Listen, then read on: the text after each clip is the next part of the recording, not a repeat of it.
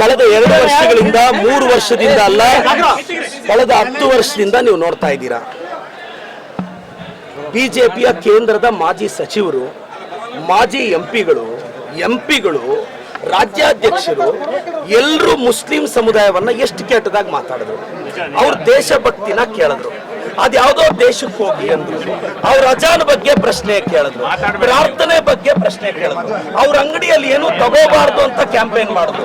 ಹಲಾಲ್ ಬಗ್ಗೆ ಮಾತಾಡಿದ್ರು, ಹಿಜಾಬ್ ಬಗ್ಗೆ ಮಾತಾಡಿದ್ರು, ಹಿಂಗೆಲ್ಲ ಮಾತಾಡಿದ್ರು. ನಾವು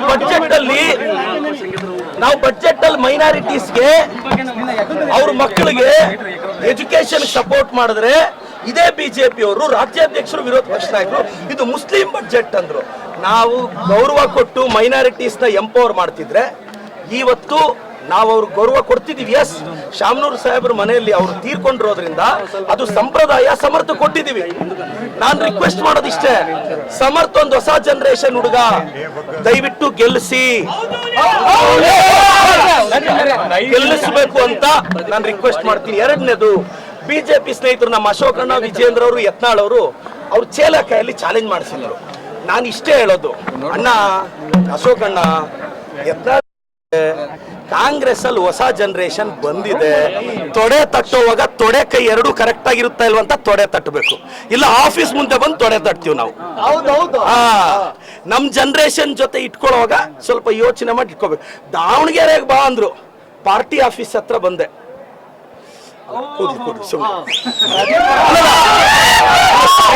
ಮತ್ತೆ ಇದು ಏನೇನೋ ಅರ್ಥ ಕಲಿಸ್ಬೇಡಿ, ಧೂಳಿದೆ, ಏನು ಮಾಡಕ್ಕಾಗಿಲ್ಲ. ಅಲ್ಲ, ಈಗ ನೋಡಿ ಒಂದು ನಾನು ಹೇಳ್ತೀನಿ, ಇದು ಬಿಜೆಪಿಯ ಸಂಪ್ರದಾಯ.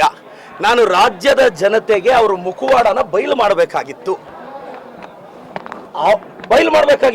ಚಪ್ಲಿ ತೋರಿಸ್ತಾರೆ, ಎಸ್ ಕರೆಕ್ಟ್. ಒಬ್ಬ OBC ಹುಡುಗನ್ಗೆ ಚಪ್ಲಿ ತೋರಿಸ್ತಾರೆ. ಒಬ್ಬ ಅಹಿಂದ, ಬಿಜೆಪಿ ಅವರು ಅಹಿಂದನ ಯಾವತ್ ಗೌರವಿಸಿದ್ದಾರೆ? ಅಹಿಂದ ಹುಡುಗನ್ನ ಕಾಲಿಡಬೇಡ ಅಂತಾರೆ, ಅಹಿಂದ ಹುಡುಗನ್ಗೆ ಚಪ್ಲಿ ತೋರಿಸ್ತಾರೆ. ನನ್ಗಲ್ಲ ಗುರು, ನೀವು ತೋರಿಸಿದ್ದು ಅಹಿಂದಾಗೆ.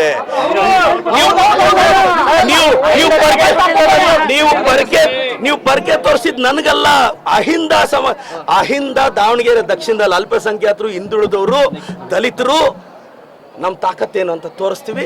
ಸಮರ್ಥನ್ ಗೆಲ್ಲಿಸ್ತೀವಿ. ಯಾರು ಅಲ್ವಾ? ಆ ಕ್ಯಾಂಡಿಡೇಟ್ ಗೊತ್ತಿರ್ಬೇಕು. ಒಬ್ಬ ಅಹಿಂದ ಹುಡುಗನ್ಗೆ ಯಾರ್ಯಾರೋ ಬಾಯಿಗೆ ಬಂದಿದ್ ಮಾತಾಡ್ತಾ ಇದ್ರೆ, ಆ ಕ್ಯಾಂಡಿಡೇಟ್ಗೆ ಮೆಚುರಿಟಿ ಇದ್ರೆ ನಾನು ಹೇಳೋದು ಇಂಥದನ್ನೆಲ್ಲ ತಡಿಬೇಕು. ಅದು ಬಿಟ್ಟು ಬಂದ್ಬಿಡು ನೋಡೋಣ. ಅಶೋಕಣ್ಣ, ವಿಜೇಂದ್ರಣ್ಣ, ಯತ್ನಾಳ್ ಸಾಹೇಬ್ರೆ, ನಿನ್ನೆ ಯತ್ನಾಳ್ ಅವ್ರು ಏನಂದಿದ್ದಾರೆ? ಒಂದು ಸಮುದಾಯದ ಓಟೇ ಬೇಡ ಅಂದಿದ್ದಾರೆ. ಇದು ಮುಸ್ಲಿಂ ಬಾಂಧವರು ನೋಡ್ಬೇಕು ಸರ್. ನಮ್ಮ ಮೇಲೆ ಬೇಜಾರಿರ್ಬೋದು ನಿಮ್ಗೆ, ಆದ್ರೆ ಅವ್ರೇನ್ ಸರ್ ನಿಮ್ಮ ಮನೆ ಹೆಣ್ಮಕ್ಳ ಬಗ್ಗೆ ಅಂದಿದ್ದು? ನಿಮ್ಮ ಹೆಣ್ಣು ಮಕ್ಕಳ ಸಂತಾನದ ಬಗ್ಗೆ ಮಾತಾಡಿದ್ರು ಸರ್ ಅವರು, ನಿಮ್ಮ ಮಕ್ಕಳ ಬಗ್ಗೆ ಮಾತಾಡಿದ್ರು ಸರ್, ನಿಮ್ಮ ಮನೆಯ ವಯಸ್ಸಿಗೆ ಬಂದಿರೋ ಹುಡುಗಿರ ಬಗ್ಗೆ ಮಾತಾಡಿದ್ರು ಸರ್. ಅವ್ನು ಯಾವನ ಬಿಜಾಪುರದ ಕೋತಿ ಇದನ್ನಲ್ಲ ಯತ್ನಾಳು, ಏನು ಅವ್ನು ಮಾತಾಡಿದ್ದು?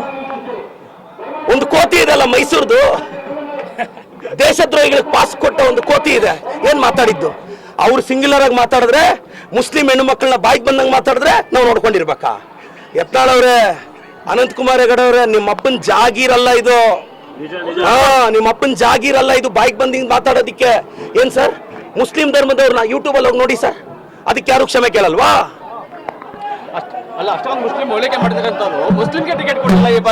ಸರ್ ಒಂದು ನಿಮಿಷ, ಬಿಜೆಪಿ ಅವ್ರು ಯಾಕೆ ಕೊಡ್ಲಿಲ್ಲ?